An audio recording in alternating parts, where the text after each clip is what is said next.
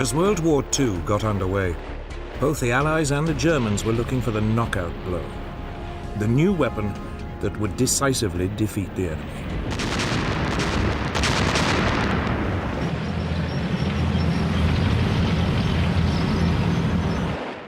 For Hitler's Germany, the problem was that Britain was an island. His tanks couldn't blitzkrieg across the Channel.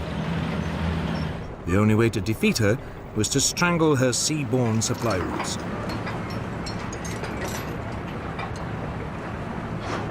That meant warships, and above all, submarines.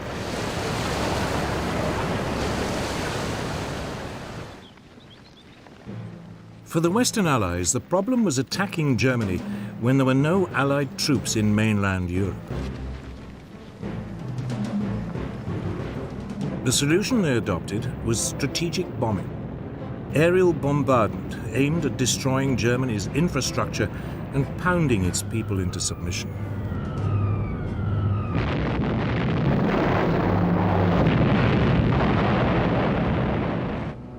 The two sides had adopted two very different tactics, but with one aim: to save their troops and to bring the war to an end as quickly as possible.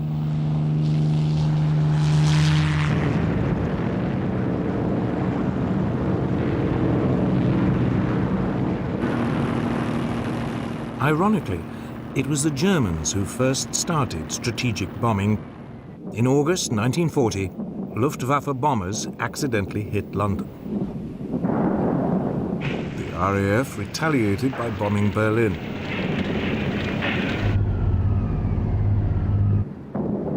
By the autumn, Germany was bombing Britain's cities almost daily, convinced the British would eventually crack.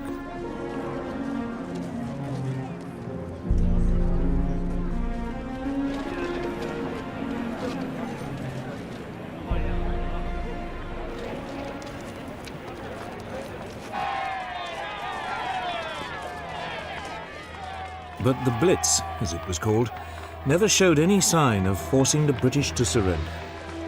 And by the summer of 1941, it was dying away as the Luftwaffe turned its attention to the war in Russia.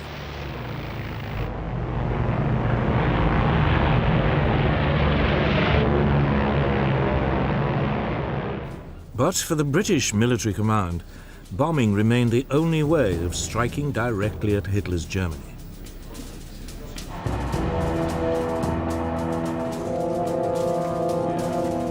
Moreover, by early 1941, the RAF was starting to receive a new generation of bigger, more powerful, four-engined bombers. These could carry loads of up to 18,000 pounds of bombs, 4 times the capacity of earlier aircraft.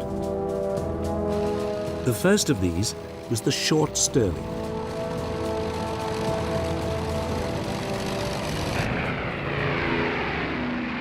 To begin with, the plan was not to hit the German population, but specific infrastructure targets, cutting transport and oil supplies, damaging Germany's ability to wage war. But it suffered one central problem. Britain's bombing was extremely inaccurate.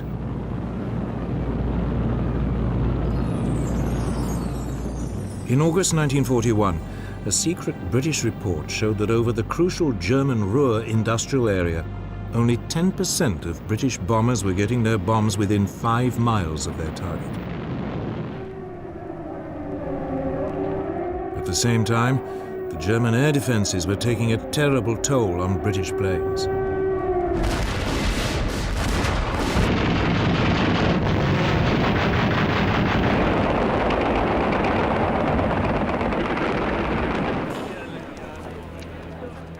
By late 1941, up to 10% of the bombers on any raid were being shot down. A loss rate which couldn't be sustained.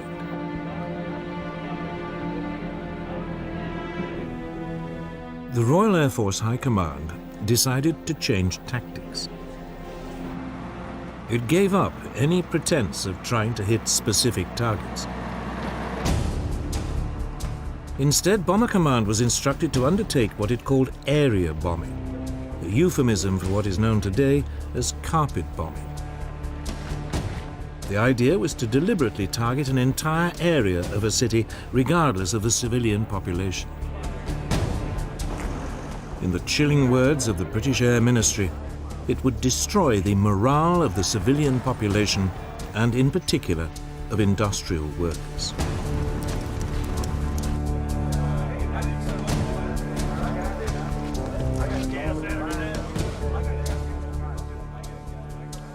Its leading exponent was Air Marshal Sir Arthur "Bomber" Harris, who was now appointed Commander-in-Chief of RAF Bomber Command.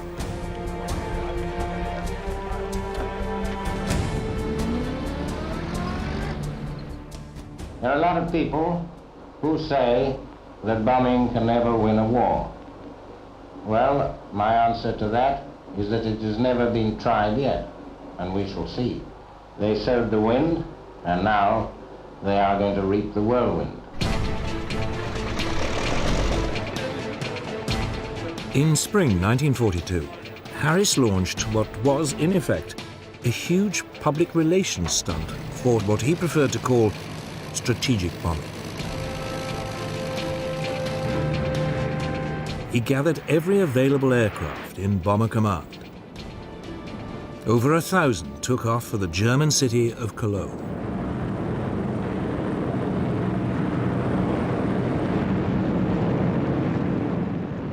The city's defenses were overwhelmed.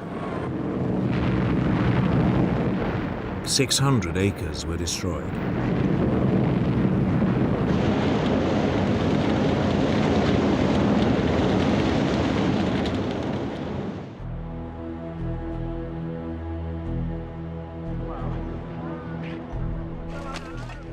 But only 39 British aircraft were lost. Harris had won his point. He now had the full support of the British Prime Minister, Winston Churchill.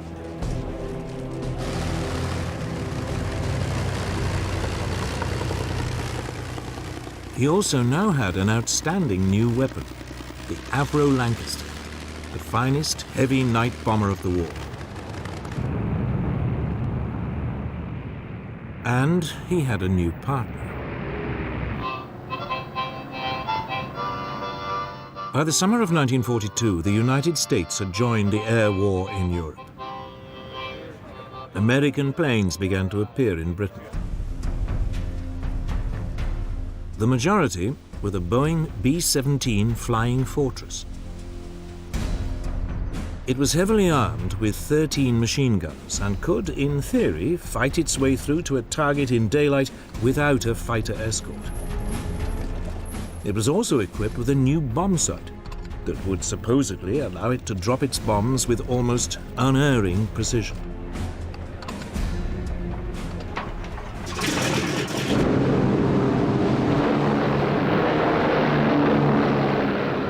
These features encouraged the Americans to ignore the lessons of the early British campaign and return to targeted raids on Germany's infrastructure. In August 1942, the Americans put the Flying Fortress to the test. 12 of them attacked marshalling yards near Rouen in France.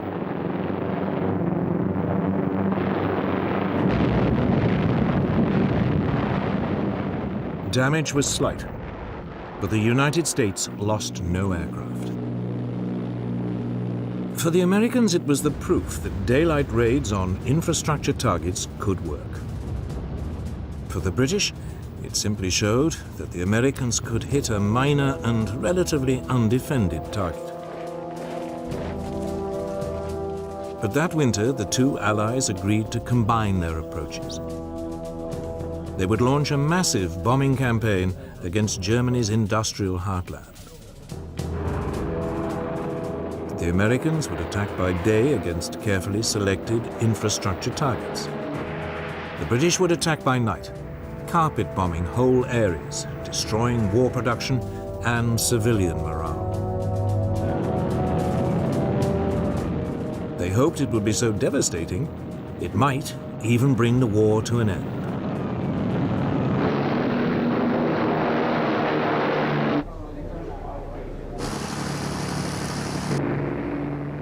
In March 1943, British planes took off for the German industrial city of Essen. High-speed Mosquito light bombers went in first, dropping flares to highlight the targets. Then a force of nearly 450 Lancaster bombers swept over the city, dropping their loads.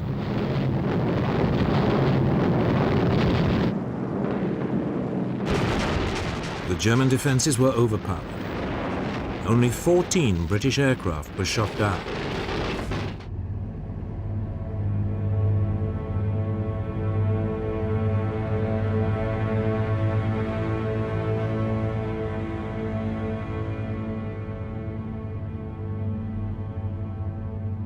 The Essen raid was followed by wave after wave of similar attacks on industrial towns in the Ruhr.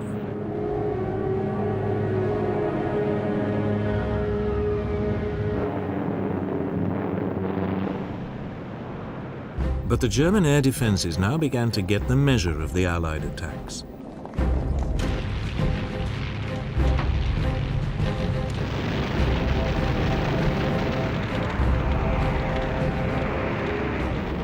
Britain's losses climbed to 1 in 10. Harris was forced reluctantly to call a halt to the attacks.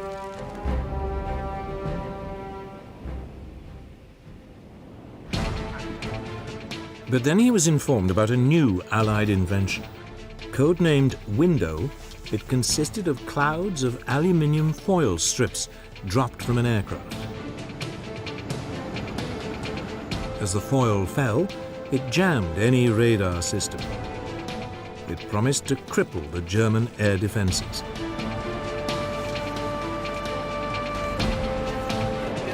Harris seized on it, and 4 months after the Essen raid, in July 1943, he went back on the offensive.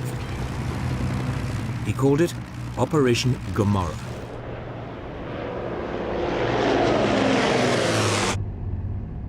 The target this time was the industrial port of Hamburg.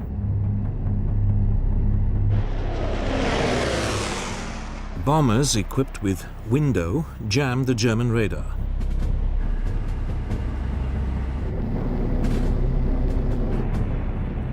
Other aircraft dropped incendiary bombs.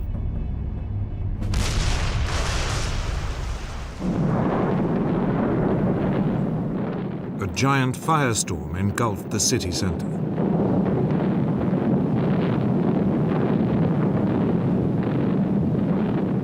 "40,000 people died, and 500,000 were made homeless.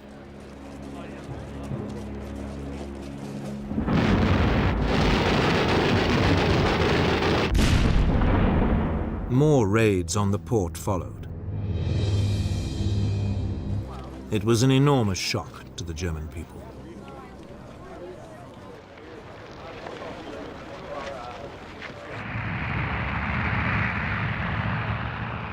Four months later, in the autumn of 1943, Harris followed Hamburg with a series of attacks on Berlin.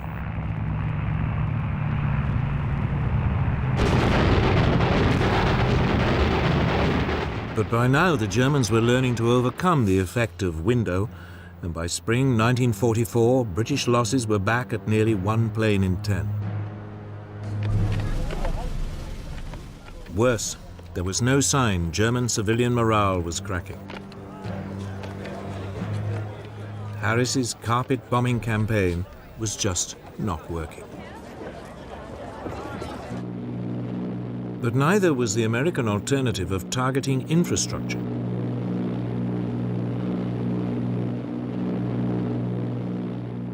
By the spring of 1943, US Army Air Force daylight raids were steadily reaching deeper into Germany.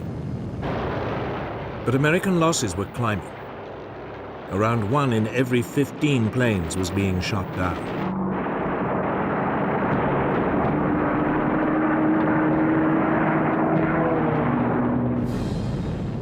Yet undaunted, the American command now launched an attack on factories in the German towns of Regensburg and Schweinfurt. It was hugely ambitious. both were deep in southern Germany, far beyond the range of US escort fighters.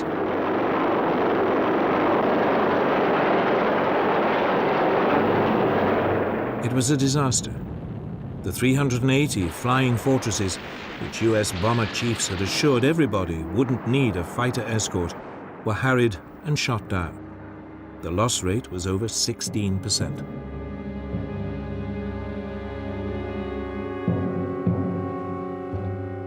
The US was forced to suspend its bombing campaign.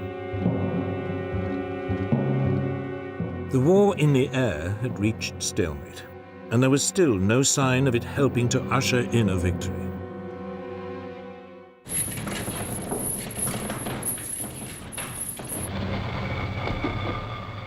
Then, in the early summer of 1944, as the Allies prepared to invade mainland Europe, the British and American air forces were tasked with disrupting German communication lines and oil supplies.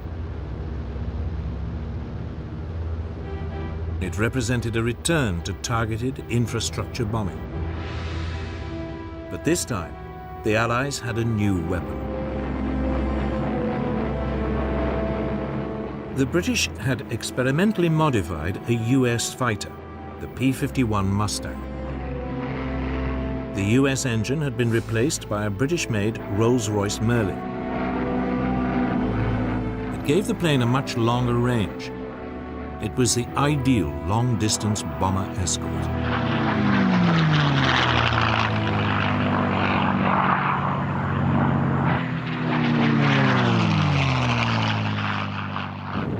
The Allied bombers hit bridges and roads leading to the German front in France with almost surgical precision.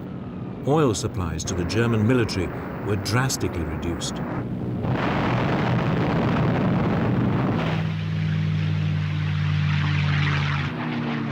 Once again, the German fighters attacked, but they were now outmaneuvered by the Mustang.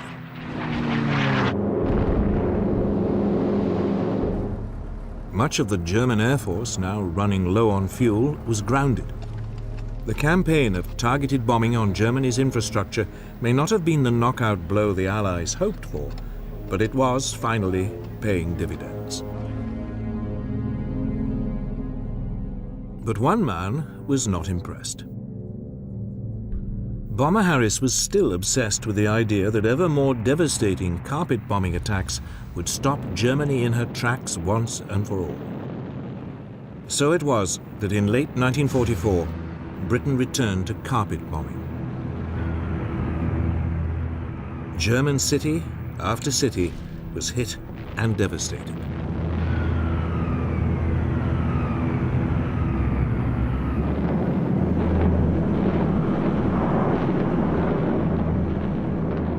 Then, in February 1945, Harris attacked Dresden, a city with virtually no military significance. The city's civilian population had been inflated by refugees fleeing bombing raids elsewhere. Yet Harris seems to have had no regard for civilian life.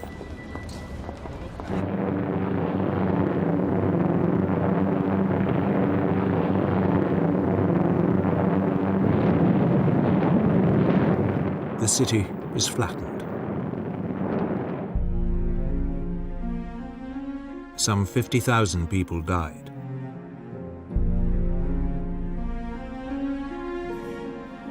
It was a raid too far. Finally, questions began to be asked about the morality, let alone the efficacy, of carpet bombing.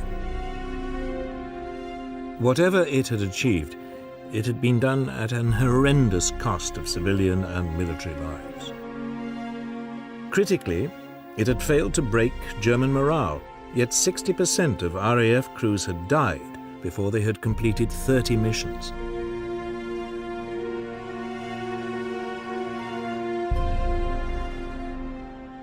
For all the hopes put in it, carpet bombing had not come up with the knockout blow.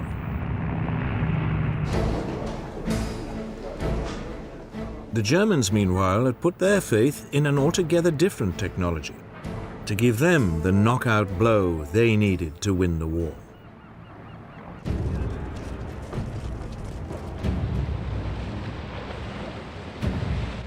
For Germany, Britain was a problem. It was an island, and for once Hitler's formidable land forces were useless.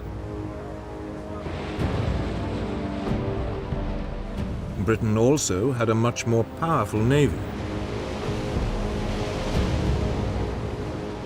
Yet Hitler calculated that if he used what he had strategically, he could fatally disrupt the sea convoys that were keeping Britain supplied with everything from oil to food.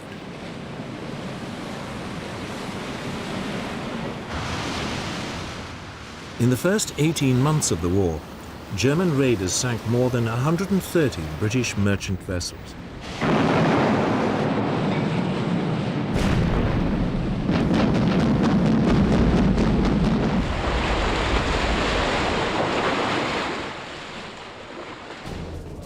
Some of the most effective raiders were the so-called pocket battleships, small but powerful warships designed in the 1930s to circumvent restrictions imposed on German rearmament after World War I.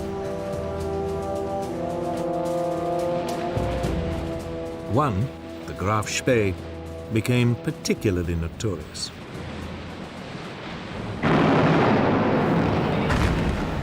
In a matter of weeks, she sank 9 Allied merchant ships in the South Atlantic before being cornered off the River Plate in South America and Scotland.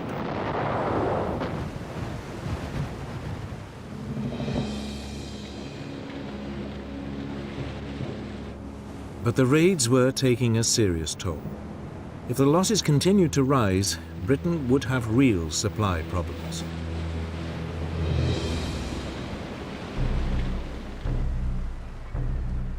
Then, in early spring 1941, Germany's first and only 2 full-sized battleships completed their sea trials.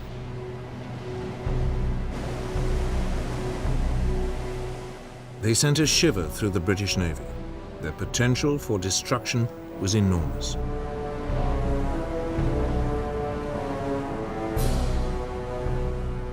First into action was the Bismarck.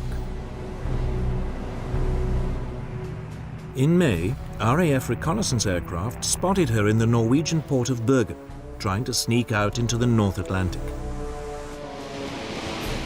The British Navy set off in pursuit. 2 days later, the Bismarck was sighted in the North Atlantic. Britain's latest battleship, the Prince of Wales, was sent to intercept her. With her was the British battlecruiser, Hood.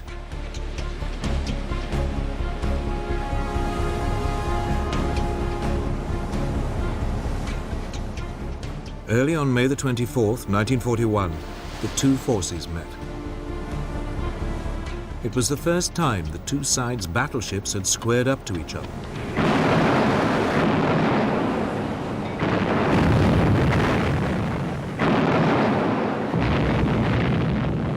Almost immediately, a shell from the Bismarck plunged through the weak deck armor of the Hood. It penetrated one of the aft magazines. There was a huge explosion. Only 3 of the Hood's 1,200 crew survived. The Prince of Wales, now outnumbered, retreated. It was round 1 to the Bismarck. 2 days later, Bismarck was spotted again, this time far to the south, several hundred miles off the coast of France. British Swordfish torpedo bombers swooped in.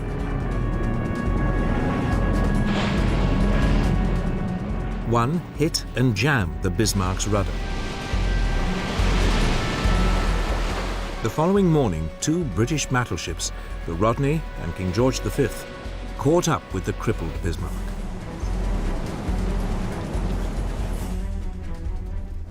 They started pouring heavy caliber shells onto the hapless German ship. She was soon reduced to a blazing wreck. Bismarck was finally sunk by a torpedo. All but 110 of her 2,300 crew perished. The Bismarck had been sunk before she'd had a chance to prove her worth.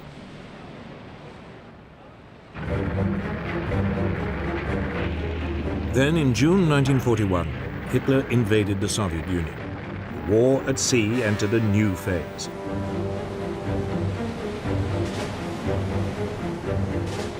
Britain began sending supply convoys to the Russian Arctic ports of Murmansk and Archangel. Immediately, the German Navy prepared to cut them off.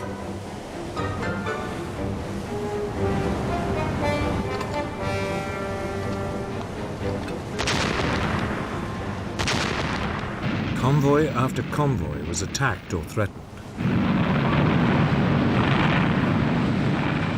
By summer 1943, it had become so dangerous, further convoys to Russia were suspended until the autumn, when it was hoped bad weather and poor visibility would offer some protection.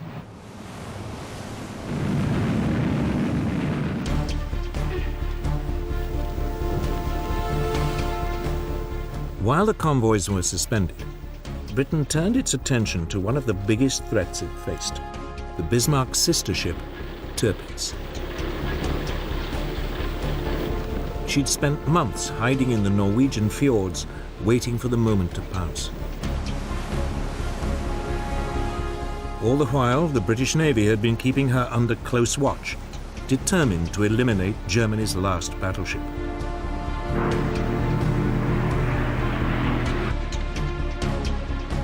In September 1943, 5 British midget submarines known as X-craft were sent into the Norwegian fjords to sink her.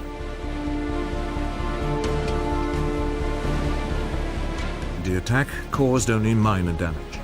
By the following spring, the Tirpitz was once again ready to menace the Arctic convoys.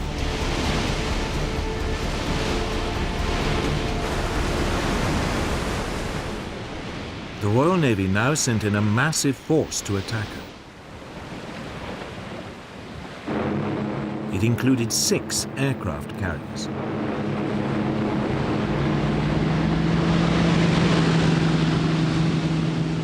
They took the Germans completely by surprise.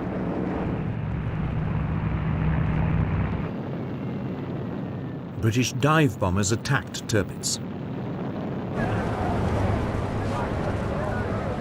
But she was heavily armored, and the relatively small bombs caused only superficial damage. 3 months later, she was ready for action again.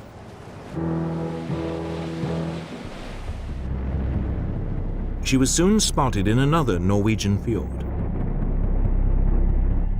Lancaster bombers carrying massive 5-ton tallboy bombs were sent in to sink her once and for all.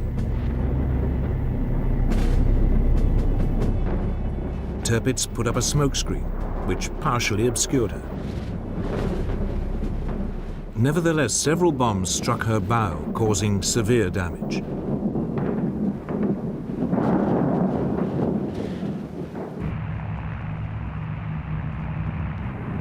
Finally, 2 months later, a squadron of Lancaster bombers caught her in perfect weather conditions. 3 tall boys struck home. Tirpitz slowly capsized. Almost 1,000 crew members went down with her. After more than 2 years of hiding and running from the British Navy, she had been sunk.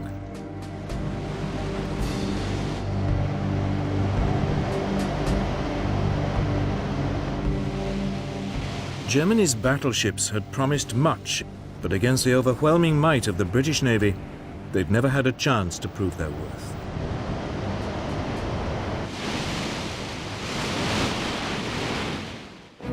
Hitler had lost the battle at sea, at least on the surface. But below the waves, it was a different story.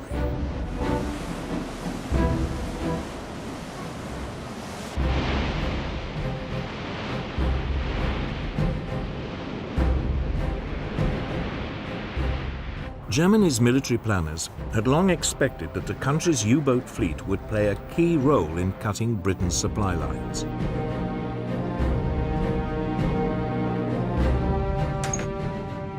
They could sneak up underwater on British merchant vessels, attacking them at the last moment. The submarines were also extremely agile on the surface.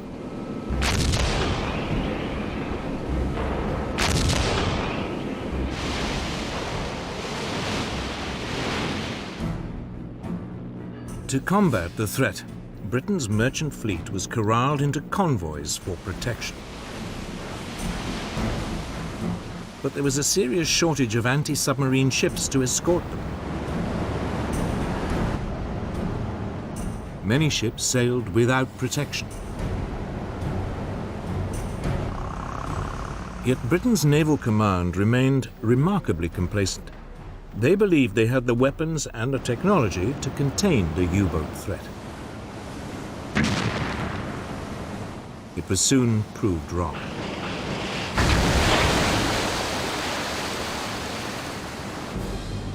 In the early months of the war, Britain's supply lines were harassed and disrupted. Often the U-boats would attack on the surface, picking off merchant ships with their deck guns.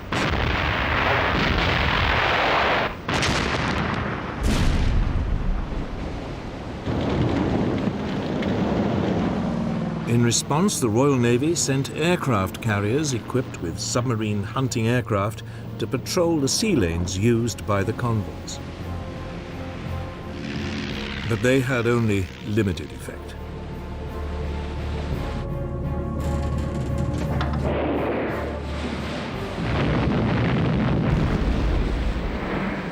By the end of 1939, over 100 Allied merchant ships had been sunk by German submarines. If losses continued at this rate, Britain would face disaster. Oil, food, and weapons would all begin to run short.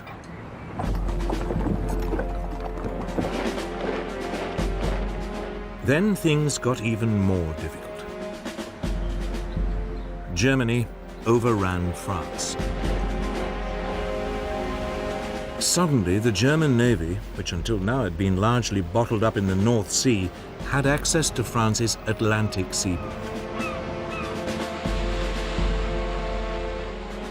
They now had a base to attack Britain's Atlantic convoys. France's Atlantic ports filled with newly built German U-boats, particularly the Type 7C ocean-going vessel.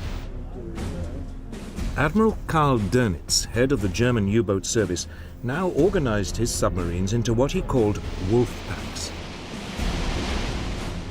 A group would be lined up across a likely convoy route. As soon as one U-boat spotted a convoy, it called in the rest to attack.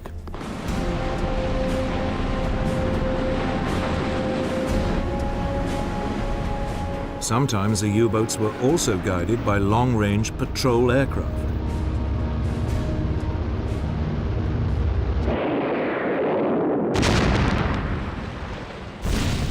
By the end of October 1940, up to 40% of Allied merchant shipping per convoy was being sunk. Britain's supplies were under threat.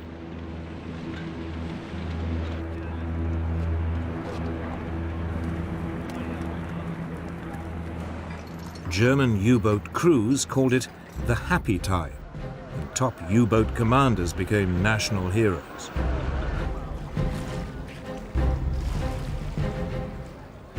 Britain was paying dearly for its lack of preparation.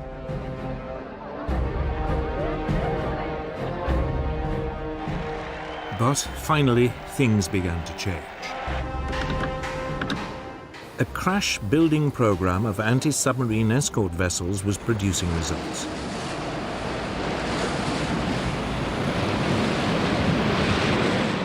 The first corvettes, as they were known, were coming off the slipways.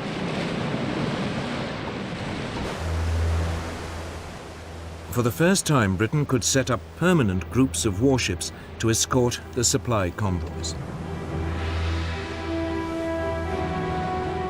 But their effectiveness was limited by the fact that their top speed was 15 knots, 2 knots slower than the surface speed of a U-boat.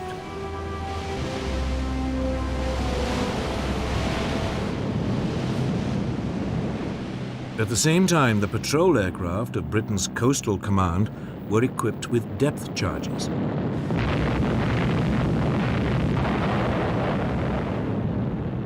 They lacked the range to cover the mid-Atlantic, but U-boats on the surface near their bases could be harried and forced to submerge.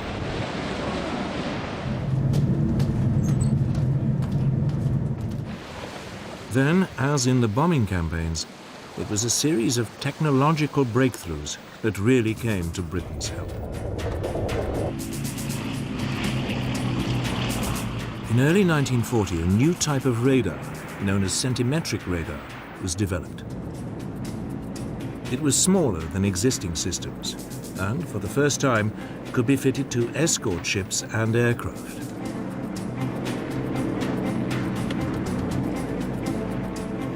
Now, any German U-boat on the surface was vulnerable.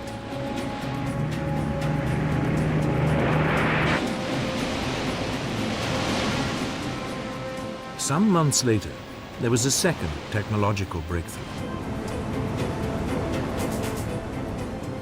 Huff-Duff was a radio detector.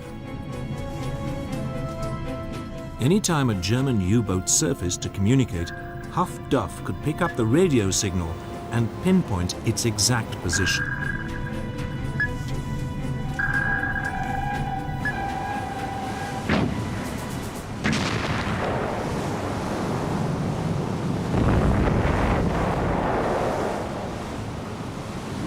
Steadily, during the spring of 1941, Britain began to contain the U-boat threat.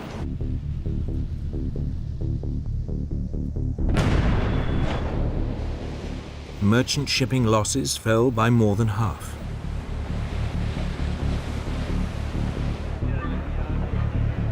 In early March, Günther Prien, one of Germany's top U-boat commanders, failed to return from a patrol.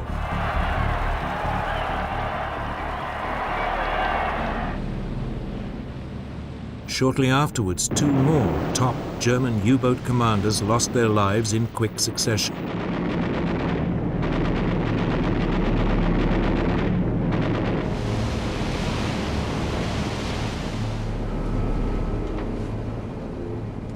Then Germany suffered a major disaster that would reverberate through the rest of the war.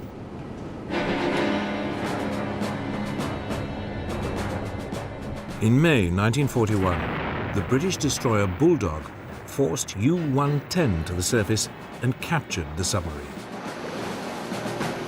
On board was an Enigma machine used for encoding German signals. More importantly, Bulldog also captured the naval code books that went with the machine.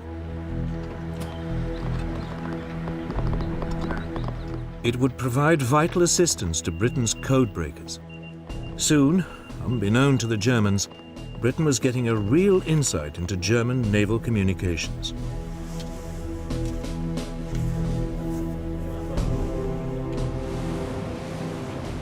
For the Royal Navy, it meant convoys could now be routed away from the U-boat wolfpacks.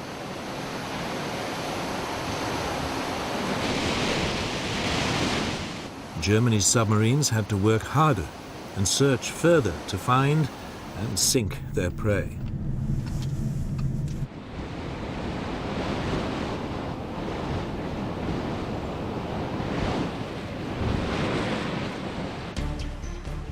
Yet, despite the Allied gains, by the winter of 1941, the German war machine was producing ever greater numbers of U-boats.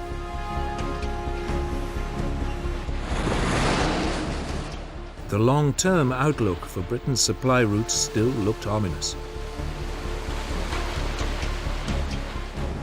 Then, in December 1941, the war at sea changed decisively.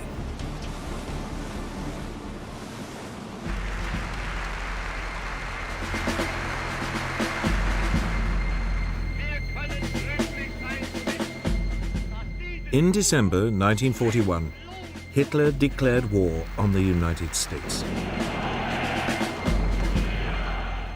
Almost immediately, Admiral Dönitz, head of the German U-boat service, sent submarines to attack US merchant shipping along the American seaboard.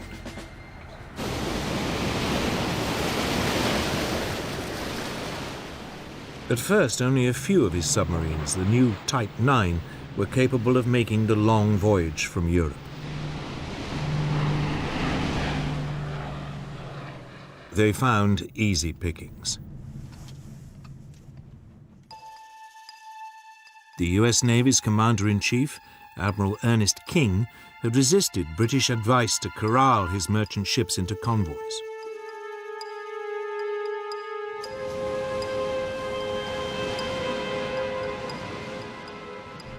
Over a 3-month period, more than 400 US merchant ships were sunk or destroyed.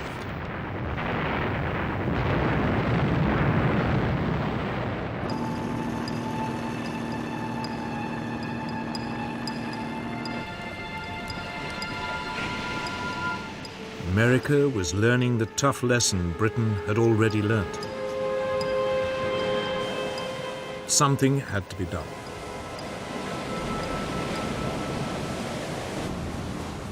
King now changed his mind, and by May 1942, the United States had introduced a limited system of convoys.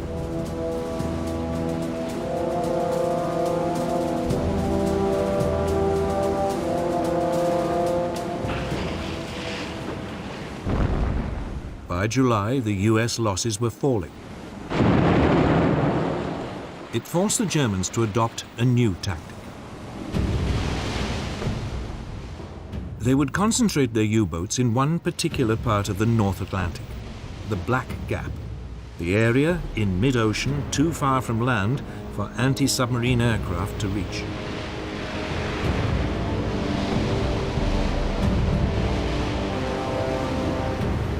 Often a convoy would be hit by more than 15 submarines coming at it in waves.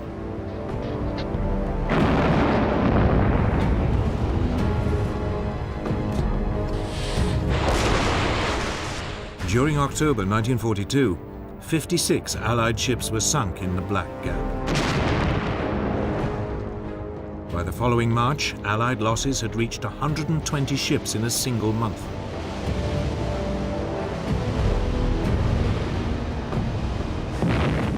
During the same month, the Germans lost only 12 U-boats. Hitler's tactic of disrupting Britain's supply lines so severely the country would collapse seemed a real possibility. It looked as though his U-boats might win him the war.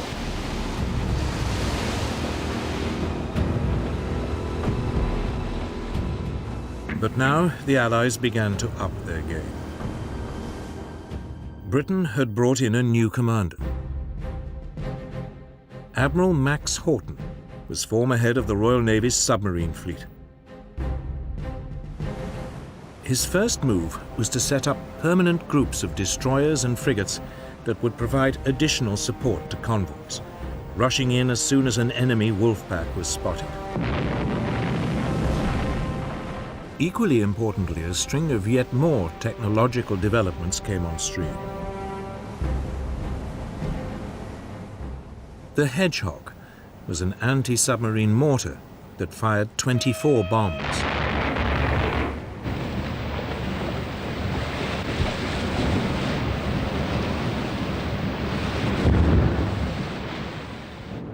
Allied aircraft were fitted with a new high-powered searchlight, the Lee light. As an aircraft swooped in, it could be turned on at the last moment, catching a submarine by surprise on the surface.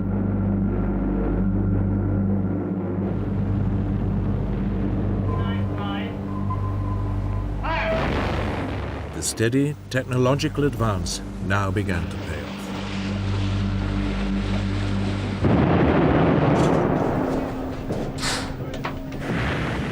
The German U-boat losses increased. The German commander, Admiral Dönitz, struggled to regain the initiative. In April, he ordered an all-out U-boat attack on convoy ONS-5, a convoy of 43 merchant ships traveling from Liverpool to Canada. It was designed to be a demonstration of German naval force. 40 U-boats descended on the convoy.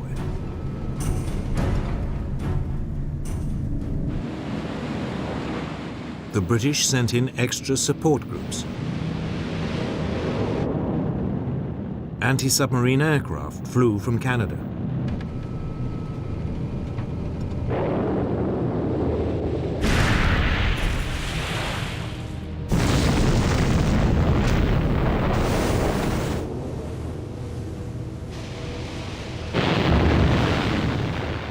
It would take 4 days for the Allies to beat off the German attack.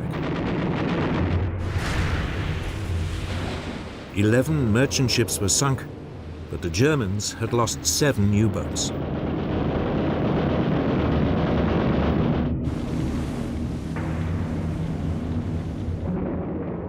Two weeks later, Dönitz tried again, attacking a second convoy.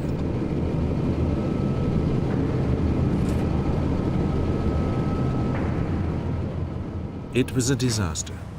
5 U-boats were sunk without a single merchant ship being lost.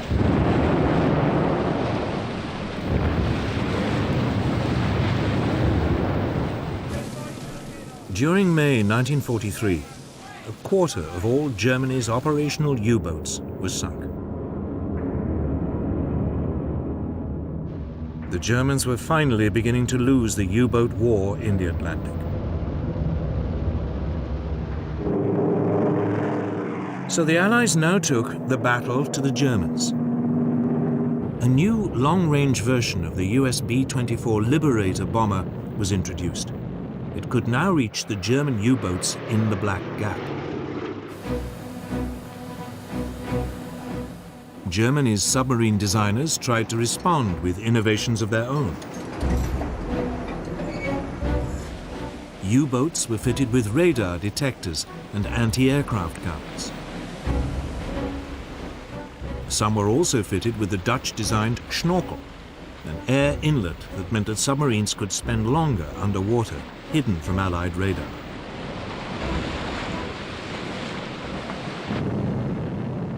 But it was too little, too late. The Allies still found them.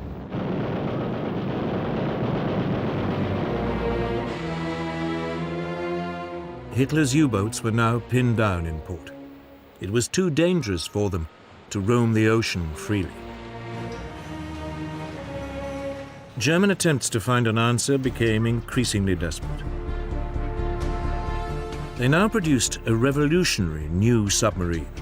It was known as the Type 21.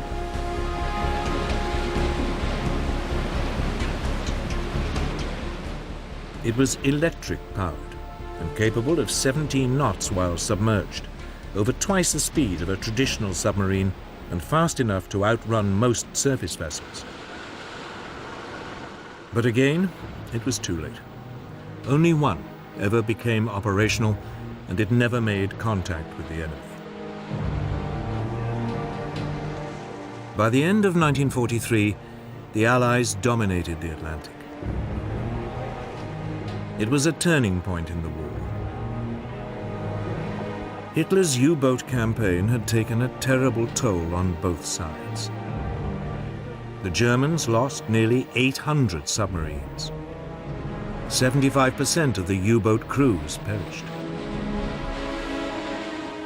On the Allied side, some 32,000 sailors died.